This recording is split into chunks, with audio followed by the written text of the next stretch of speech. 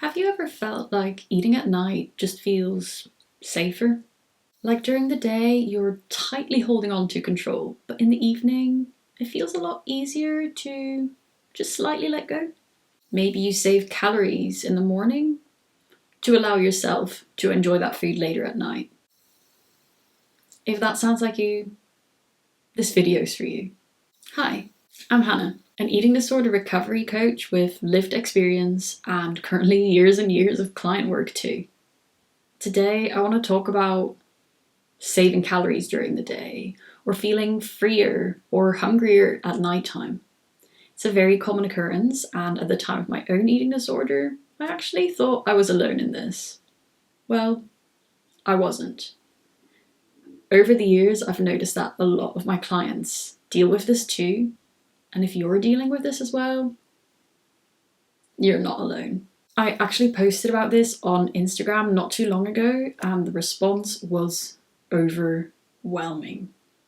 I figured I could not make a video on it too. So if you want to know why overeating at night or feeling hungry at night happens, if you want to know why it's actually possibly problematic and how to break free, this video is for you. Strap on your seatbelts. Let's get to that content. Reason number 1, the scarcity mindset. When we believe food is scarce and we only have a limited amount of food available to us every single day, chances are we want to make it worth it. Chances are we naturally want to save it up, use it, enjoy it, when we're able to make the most out of it. The problem here is that while we're saving up those calories and not having those meals earlier on in the day, we end up getting hungrier and hungrier, and naturally those cravings increase and that preoccupation with food increases. We need food and our body is sending us those signs. Or maybe during the day you don't notice those signs, but at night you definitely do. Maybe at that time we feel overhungry. Maybe we overeat. Maybe we feel guilty for overeating and reduce our intake just a little bit more the following day, perpetuating that cycle, staying stuck in that trap. Which brings me to point number 2, the illusion of control. When we do feel overhungry, whether or not we overeat, restricting as a result to try and keep the upper hand is not the solution. It's actually what keeps the cycle going. By restricting, by eating less, we obviously increase that drive to eat more. We increase that preoccupation with food. So while delaying meals or eating less throughout the day may give the illusion of control, it actually does the opposite. We get to a point, often later on at night, where we feel overhungry, where we feel out of control. So we respond by taking more control still. Reason number 3, by delaying meals, by restricting meals, by avoiding facing that discomfort immediately, we keep that cycle going. We postpone those feelings, not erase them. But the tricky bit is, we do experience a bit of relief from that initially. So we do that again and again and again. At the end of the day, this means that we don't face those fears. We're not exposed to those fears. And the only way to push through fears is through exposure. It is the only way to disprove any beliefs we might have in our mind. So be honest with yourself about which fears do exist in your mind. Which questions do float around in there? Are you scared that eating earlier on in the day will mean you eat more overall and gain lots of weight? Or are you scared that eating earlier on in the day will mean that certain other habits or decisions or thought patterns will be impacted? If so, reflect, write this down, and experiment. How does it feel when you do delay those meals? How does it feel when you don't? And actually give your body nourishment earlier on in the day. This can be a great way to contrast the expectation to the reality, and oftentimes we do find that exposure is the best way forward. For me personally, for example, a fear that I had was that if I ate earlier on in the day, I would just end up eating more calories overall, and I would gain lots and lots of weight, and I would get unhealthy. When I actually tried it out and did eat more food earlier on in the day, I found that maybe for some time I did eat a little bit more. My body needed to normalize its weight and obviously needed to ascertain that it was safe. But then I also noticed that I didn't get over hungry quite so easily.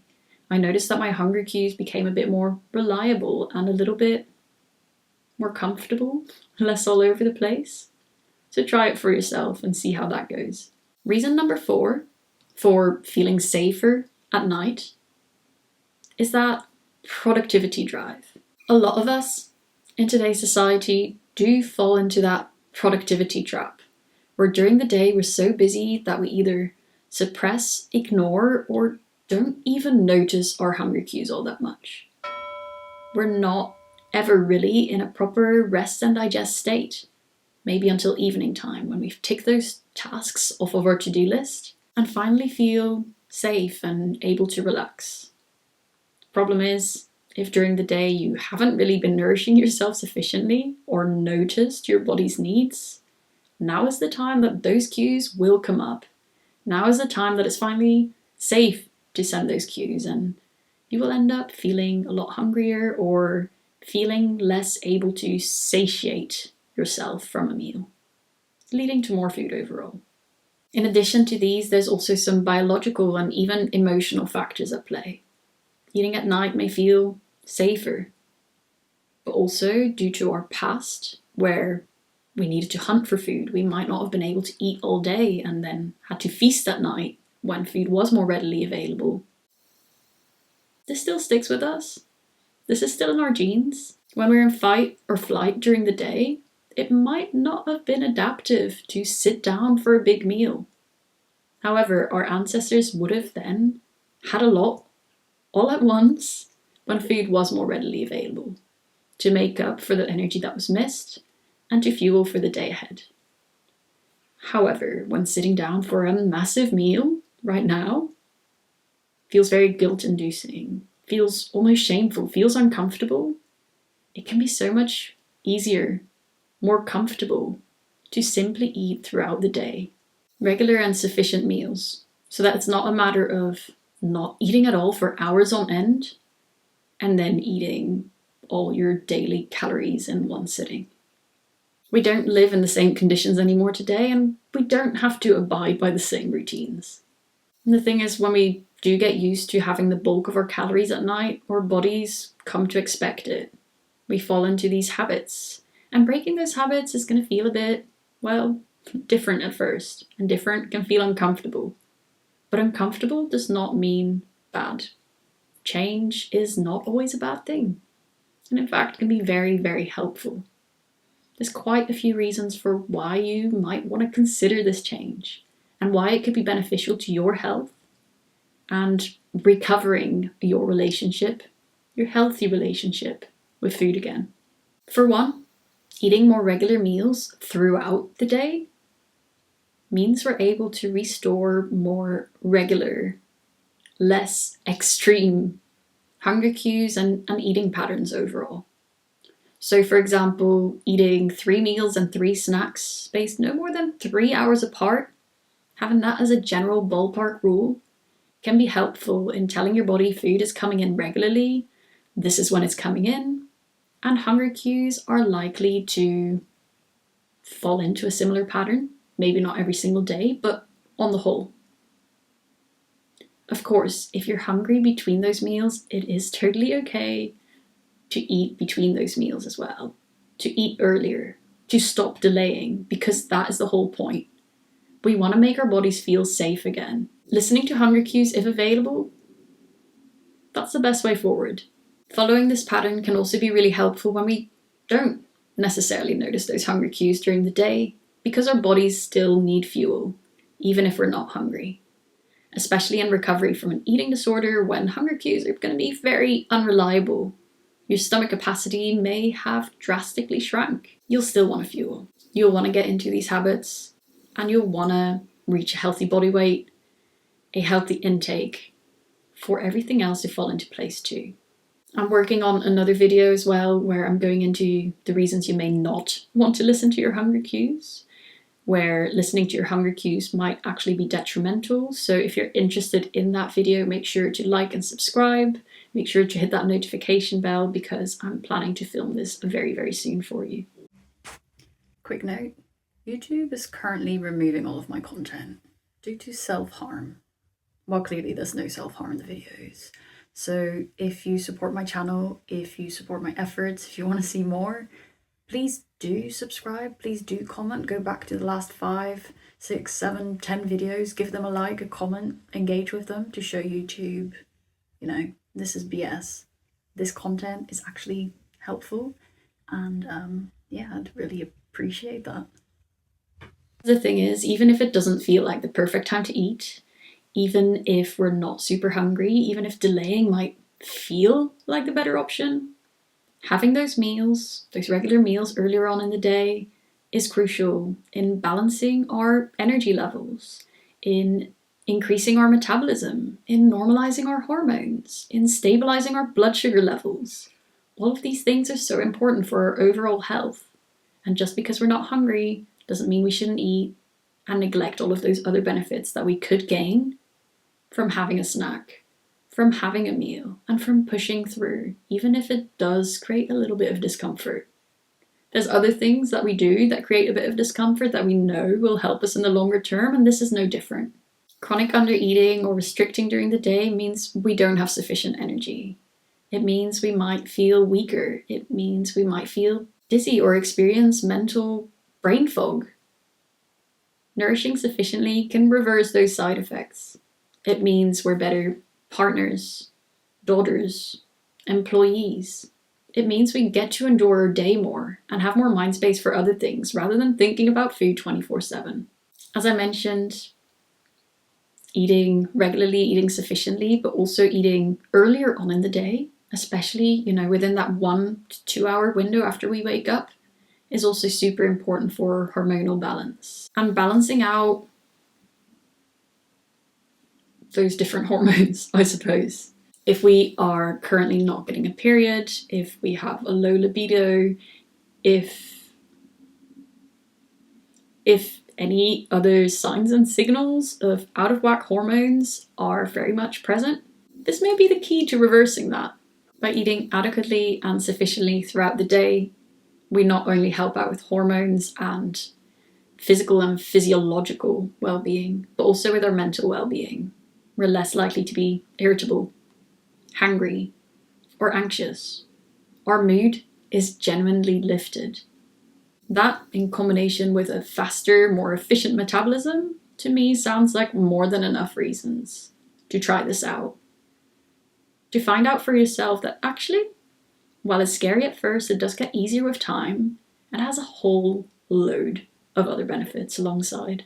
Over time, sending your body that message that you value it, that you will nourish it, that you're taking care of it, that is key in rebuilding a healthy relationship with your body, with food, and it genuinely just allows you to embrace life again, to embrace your personality again, to let go of that rigidity that is such a key part of the eating disorder. When you start to trust your body again, it will start to trust you again too. So anyway, now that we know why it's so important to reverse some of those habits, to rebuild that trust, how do we actually get there? How can we break free out of those vicious cycles that we may find ourselves in now? I'd like to say that it's easy, and the steps do sound straightforward enough, but it can feel pretty dang hard to challenge those ingrained beliefs, to challenge those ingrained behavior patterns. So if you're struggling, work with a professional. Get in contact with your GP, get the help of a dietitian or a psychologist or a therapist or a coach, but know that you don't have to do this alone. If you think that working with me one-on-one would be beneficial, I'll also provide a link to that in the description. And there's also some spaces in my Reset and Recover community where you don't only benefit from my individualized support, but also the support and the community and the shared experience of the other members. If that sounds like your cup of tea, all of those links will be below. Anyway, remember that you are not alone. Other people are going through this, and other people have gone through this and come out the other side. Recovery is possible. Breaking free is possible. And the best way to break free is to head into that fear, to expose yourself to it, and to find out that it's not that bad. It's actually pretty damn good.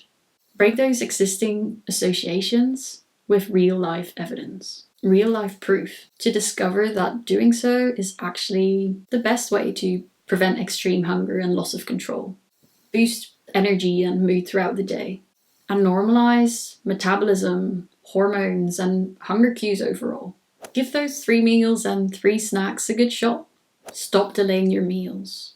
Eat sufficiently. Eat meals where you're not avoiding any foods or any macronutrients. And listen to those cravings too, because when we ignore our cravings, the only thing we tend to do is make them stronger. Try to not think of a pink elephant for the next 5 minutes.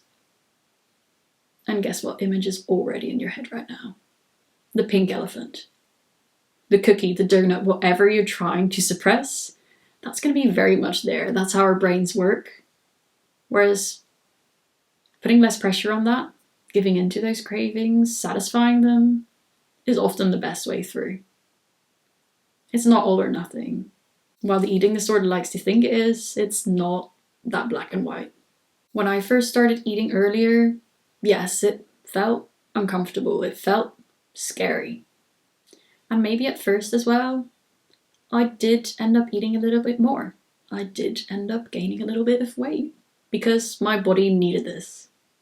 But then I realized that actually those hunger cues became a lot more reliable, less extreme. And those worst case scenarios that had played out in my head before, they didn't actually come true. So once again, try it for yourself. It's all great to know and understand this, and I really do encourage you to reframe those thoughts, restructure those cognitions. But the best and most powerful evidence is in the behavior. Try it out. Do it for yourself. Try it today, try it for the rest of the week, and report back. Let me know how you get on. You can either message me directly below, you can message me on Instagram. I'll pop my email in the description. Let me know how you get on, and I'll get back to you. I will send you a personal response, but try it first. And if you did want to discuss this in a little bit more depth, this or any other topics, I am also more than happy to hop onto a short free call. We can discuss your unique circumstances, your goals, your struggles, your pain points, and how to get out. This call is completely free of charge, no obligations, no strings attached, but I'd love to connect. If we decide that working one-on-one over a longer period of time or joining the Reset and Recovery community could be a helpful next step, we can discuss that. But this call in and of itself, no strings attached. I want you to know that recovery is possible. It is more than worth it. And you can get there. There's support there. You are not alone in this. You've got this. Cheers to that. Anyway, before rounding off this video, there were also a few questions that actually came up in the Reset and Recover community. So I wanted to touch on these here because I know they will definitely resonate with many other people too. The first question: but when I use online calculators, I'm told I need only X calories. What should I do? Step number 1, acknowledge that calculators are BS. They are not your body's cues, and your body is not a calculator. Step 2, ditch the calculators. I do get it. It's no fun to quote unquote have to eat more than those calories tell you, to have to dive into the deep end, not knowing exactly what that's going to look like for you, not having an exact answer, not having an exact guideline, because our bodies do change, their needs do change over time, even day to day. But if we want to tune into our bodies, we can't rely on external influences. What your friend or your mother eats, what an online calculator tells you to eat, what your PT tells you might need, may not align with what your body actually needs. We can't rely on the external to tune into the internal. We've done that for too long with the eating disorder and clearly it didn't work. Anyway, let's say your basal metabolic rate. Anyway, let's say your basal metabolic rate lies around 1500 to 1800 calories. 340 calories or so for the brain, 120 calories or so for the heart, 360 for the liver, 380 for muscle, 360 for the kidneys, just to keep you alive. Add to this any calories lost through movement, intentional or otherwise, the thermic effect of food, so just how much energy is required to digest whatever you're eating in the day, and a range of other factors that in recovery we may not even be fully aware of in research. So any repairs that are going on, hormonal rebalancing, etc., etc. And we see that our actual requirements shoot up rapidly from that initial figure of, 1500 to 1800. Without going into any specifics, it's not abnormal to need 2500, 3000, 4000, maybe more calories. So let's normalize the idea that there's no such thing as too much food in recovery. Our bodies have gone through a lot. They need energy. No repairs are going to happen without fuel.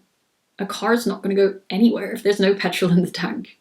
Whenever you feel like you're eating too much or fear that you're binging, it may be helpful to remind yourself of this. Those amounts your body is craving is not extortionate. Those amounts your body is craving, they're not extortionate. You've put your body through a lot, and it's quite normal for it to bounce to the other extreme as a result. For example, even if previously you were only restricting or under eating by 100 calories or so, really not that much. A piece of fruit or a slice of bread or whatever will probably make that difference. Over time, 100 calories every single day, that's 700 in a week, and over 33,000 in a year. Taking into consideration any additional factors like the thermic effect of food, movement, your age, your gender, yada yada yada, that's a massive deficit that your body needs to make up for. If you're in a $33,000 debt to a friend, chances are they're not just going to be happy once you go back to your minimum baseline, once you add those 100 calories back in, once you start paying them $100 from this day onward. They'll want you to pay for that entire debt, and your body is much the same. So yeah, it's unsurprising that right now, maybe you need an additional 5,000, 10,000 calories every single week to gain as little as 1 kilo in weight. Anyway, what we've been told is a normal amount of food is often based on self-report, is often quite skewed, and the research just isn't quite there yet. So stop relying on the research, start relying on your own body. Start focusing on your own goals and what you need to do to get to those goals. Sticking to what to you feels like a restrictive diet, that's not it. So yeah, a lot of people do need 2,500, 3,000 calories a day. And in recovery, our needs may actually go well beyond that. Question number 2. If I just eat enough calories, does it really matter when and how far apart the meals are? Yes and no. But mainly yes. While eating sufficiently overall is obviously crucial, having those regular meals, telling your body that food is coming in at, sustainable intervals is crucial, because that really creates that sense of safety. If you keep going back and forth, eating sufficient amount of calories at one meal or on one day but not the next, that is still pretty confusing to your body, and that is not going to give it the sensation that things really are safe now. Let me elaborate with an example. Insulin and cortisol are 2 hormones that are in this constant tug of war throughout the day. They keep our blood sugar stable and our brain fed. They have an intricate little balance. Between meals, cortisol rises. After meals, insulin gets this fuel out of your bloodstream into your cells. Cortisol then taps into this stored fuel so you don't have to be putting food in your mouth 24/7. What happens when these meals don't take place or are incredibly delayed? well, that intricate balance is no longer in balance. Those cortisol levels will rise and rise and rise and rise and rise. Your body goes into a state of stress. Your body doesn't necessarily feel safe if it's constantly in a state of stress. This may wreak havoc on your actual hunger cues, but also on your hormones and a range of other processes in the body. You may also find that your blood sugar levels can be all over the place as a result, triggering spikes and crashes and leading to dizziness, vertigo, weakness, all of the things we probably don't really want. On the other hand, eating regularly, eating as soon as we wake up, allows those cortisol peaks to stay at manageable levels and allows our blood sugar levels to stabilize after that overnight fast.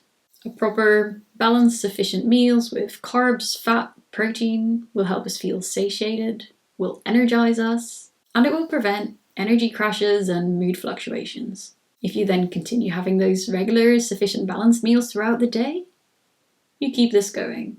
You tell your body that it's safe and that starvation is not imminent, that there's no need to anticipate this, that it's okay to allocate energy to functions that maybe previously it considered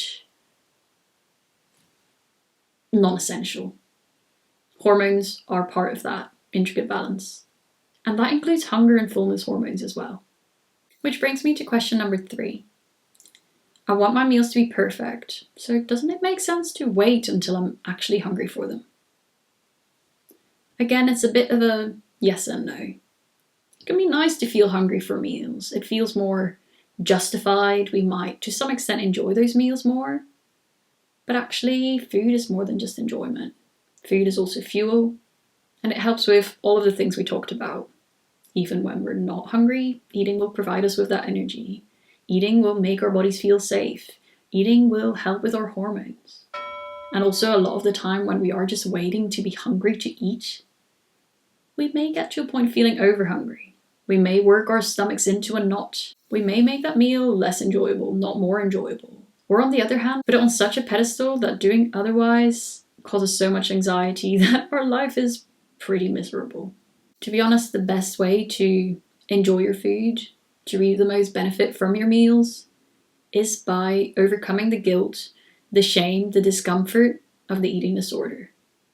And the best way to overcome the eating disorder is by having regular, sufficient, non-delayed meals throughout the day. But yeah, there we have it.